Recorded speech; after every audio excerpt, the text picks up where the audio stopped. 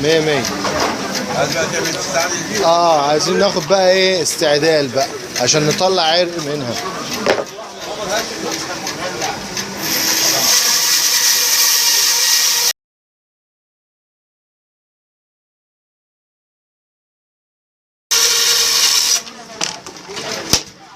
نركب بقى الزاوية ونشتغل على الزاوية.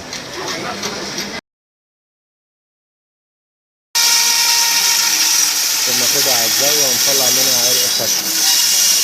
طبعا احنا متفقين ان بعد 3 سنين ونص هنطلع العرق الخشب، لكن دي عمر 2 اهي، ومع ذلك هنطلع منها عرق الخشب ان شاء الله.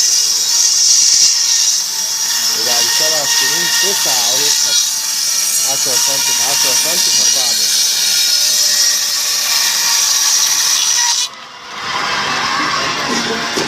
وسع بقى الزاوية وطير الناحية التانية. وسع بقى الزاوية عشان نطير الناحية التانية، بس على الزاوية يا حاج. قيس كده 10 سم يا حاج، قيس 10 سم بعد إذنك.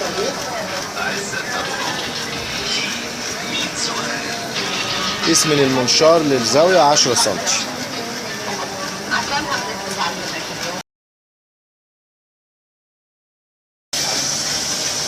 ثبت بقى واعدل زاويتك، خليها عدله كده واظبط الدنيا.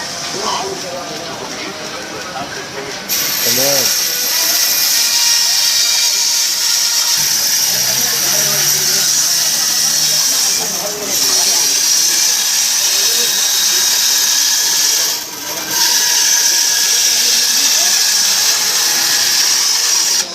مية مية. لفوا برضه وخدوا على نفس الزاوية. ايوه.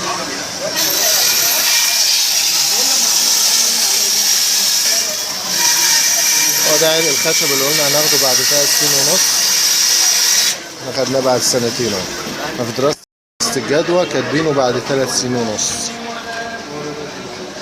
لا احنا عندنا واحدة عمر 2 اهي، وطلعنا منها عرق خشب 10 في 10، لا مؤاخذة حد 10 في 10، والمفروض طول الشجرة تكمل 4 متر. لكن بعد 7 سنين بيبقوا 9 عروق بيتكلم بالمنظر ده، 10 في 10 بطول 4 متر. مع السلامة.